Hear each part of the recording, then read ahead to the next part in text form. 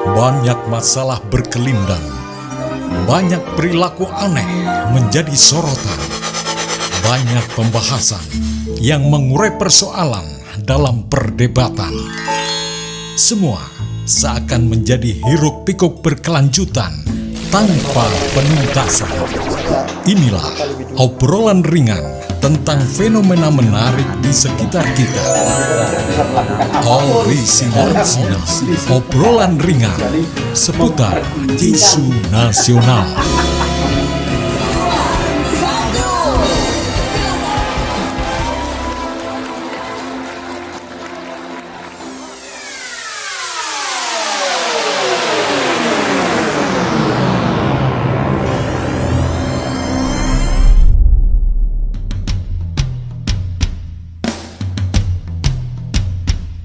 Memang banyak dari sisi-sisi hidup dan kehidupan manusia yang itu semua membutuhkan perhatian dan penanganan. Dan ketika semua perangkat rasanya sudah dibentuk, sudah diadakan, namun masih juga ada hal-hal yang bisa jadi tidak tercover oleh perangkat itu. Akhirnya memang banyak muncul peluang-peluang yang bisa memenuhi kebutuhan dalam rangka mengcover permasalahan yang timbul di masyarakat. Makanya tidak salah kalau banyak di antara masyarakat yang orang menyebutnya sebagai civil society memberikan perhatian, mengulurkan bantuan untuk hal-hal yang merupakan permasalahan di masyarakat. Bisa saja bentuk atau bingkai dari civil society itu adalah ormas atau organisasi masyarakat. Dan memang kalau kiprah dari ormas-ormas itu memang menyentuh dari kebutuhan masyarakat luas, tentu ini menjadi sesuatu yang didambakan. Hukum, tetapi bukan berarti dia bebas dari tuduhannya. Seperti banyak anggota-anggota yang kena kasus-kasus ya, mulai dari kasus kriminal biasa, pembunuhan dan lain sebagainya sampai korupsi. Kita tidak pernah, tapi bantuan hukum itu wajib karena itu kan hukum yang mengatur itu kan. Alhamdulillah setiap tahun bisa terlaksana berkat kerjasama antara PAC, ranting yang ada di ya kurang lebih lah 150 paketan lah.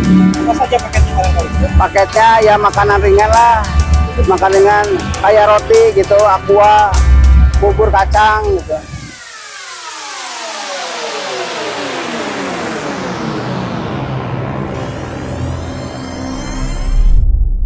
Assalamualaikum warahmatullahi wabarakatuh.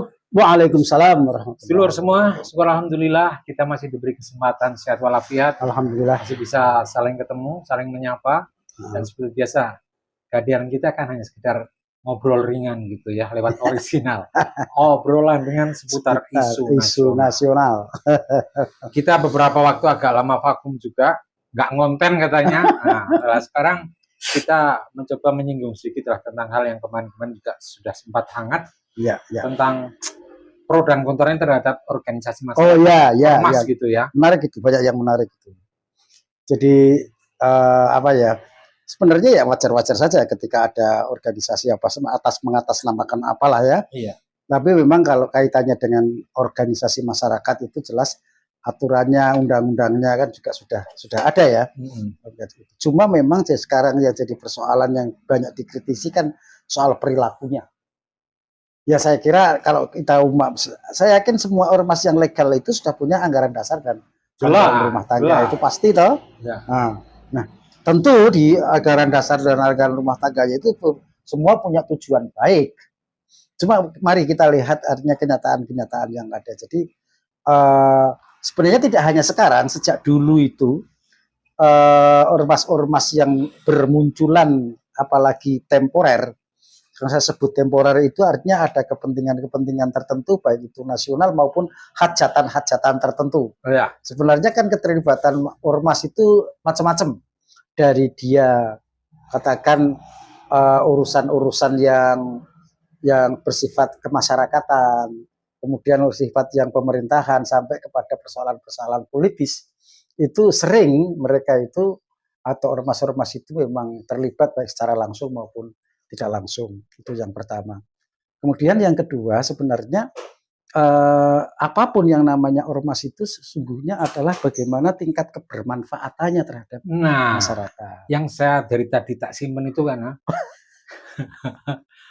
menjadi dambaan dan kebanggaan masyarakat. Betul. Didambakan, wah lah ini muncul semacam ini. Tadinya nggak ada yang Ya. berani menyentuh untuk menguak kebenaran. Ya. Nah, dengan adanya ini, lah itu kan berarti kan dambaannya seperti itu Betul, sebetulnya ya, ada peran positif dari munculnya ormas itu, dari yang mungkin tadinya tidak ada yang mampu menyentuh, akhirnya kan bisa Betul. menyentuh dan Maka kalau melihat itu sebenarnya konsep ormas di kita itu sebenarnya adalah konsep yang disebut dengan civil society. betul. Adalah yaitu kelompok-kelompok sosial yang mereka itu adalah orang-orang sivil non pemerintah, maka disebut sebagai non government Iya. organisasi NGO kan, NGO. non government organisasi. Lah itu memang sebenarnya menjadi penyeimbang di tengah masyarakat. Iya. Ketika ada kepentingan government itu melakukan kesewenang-wenangan, maka NGO itu menjadi alat kontrol, Nah, itu. alat penyeimbang. Dambaannya kan seperti itu. Dambaannya. Lah, monggo main. Nah, bisa main, nah kita menjadi bangga. Wah, bener itu NGO-nya mainnya. Wah, Wah, itu sebenarnya awal-awal kenapa pentingnya kita melakukan berada di ormas atau apapun namanya lah, LSM dan sebagainya, itu kan sebenarnya itu fungsi jadi. Kalau dulu orang menyebut wartawan atau jurnalis ya. Itu kan pilar keempat. Ya. Maka ormas ini sebenarnya bisa menjadi pilar kelima. Betul. Pilar kelima dari demokrasi. Ya. Nah, tetapi kadang-kadang praktek-praktek di lapangan tidak seperti itu. Ya. Bahkan ini saya katakan, bahkan kadang-kadang menjadi menjadi saling bersinggungan dengan kepentingan-kepentingan lain. Contoh yang sifatnya fisik, katakan ya, yang sifatnya fisik itu performan atau apa yang dipakai itu hampir menyerupai uniformnya maksud saya ya. Uniformnya itu menyerupai orang-orang yang memang resmi, katakan dari apakah itu angkatan bersenjata, kepolisian atau siapapun lah, seperti baju doreng, baju apa itu kadang-kadang memang saya yakin itu memang satu sisi bisa membuat risih ya, membuat risih orang-orang yang benar-benar katakan yang punya uniform seperti itu kemudian ditiru dan sebagainya. Sebenarnya nggak ada yang salah, sekali lagi tidak ada yang salah ketika penempatan masing-masing itu berada pada aturan yang berlaku di situ. Jadi tadi satu yang persoalan aturan, yang legalitas ya. Yang kedua persoalan etika. Nah, saiki kita bayangkan ketika mereka itu, baik itu ormas atau LSM yang ada itu punya kecenderungan politik sehingga saling mendukung antar kepentingan politik. Ini yang sebenarnya yang berbahaya. Sebab ketika salah satu menang atau kalah, itu akan ada polarisasi terhadap kepentingan-kepentingan itu, ya. Dan boleh saja mereka mengatakan saya relawan, tapi intinya kan mendukung. Nah, itu nanti panjang. Ya, panjang konsekuensinya kan. Jadi kalau saya hanya sepintas saja ini ya. Kalau hal-hal yang menjadi tanggung jawab negara, di situ negara hadir dengan sesungguhnya akan minim peran dari tadi civil society akan minim. Betul. Nah, tapi ketika tadi kita melihat bahwa waduh ini perlu ini saya tadi katakan dambaan itu, nah itu tadi karena kehadiran negara dalam hal yang memang diharapkan oleh rakyat itu kurang tidak hadir atau kurang perannya, kurang berperan. Nah itulah makanya kan akhirnya berarti sekali, tidak bagus sekali adanya civil society semacam itu. Kemudian yang kedua, yang tadi yang berikutnya itu saya katakan sebetulnya kalau memang tujuannya mulia tentu ya juga harus menghindar jauh-jauh lah dari hal-hal yang sifatnya bersinggungan yang menimbulkan konflik itu harusnya itu. Harusnya itu. Tidak malah terus yang sering kita lihat sering beradu antar kekuatan itu lah itu kita Bahkan sudah banyak terjadi itu. Artinya konflik-konflik horizontal di lapangan antara ormas yang satu dengan ormas yang lain itu kan sudah sangat sering. Bahkan maaf ini sampai terjadi seperti di mana itu sampai terjadi saling bunuh-membunuh dan sebagainya itu kan sudah bukan civil society lagi kalau begitu. Kepentingan siapa sebenarnya mereka melakukan itu? Itu yang jadi persoalan. ya. Jadi kita kembalikan saja sebetulnya kalau mendirikan, membangun sebuah tadi ormas atau civil society itu dengan tujuan baik, tujuan mulia ya tujuan baik, tujuan mulia, caranya ya cara yang baik, yang mulia harusnya kan seperti itu ya. Coba diminati nggak itu kalau seperti itu? Tidak kesannya tidak sangar menakutkan itu kayak aja orang medeni ya. Ada pengamat yang menurut saya pendapatnya cukup bagus itu.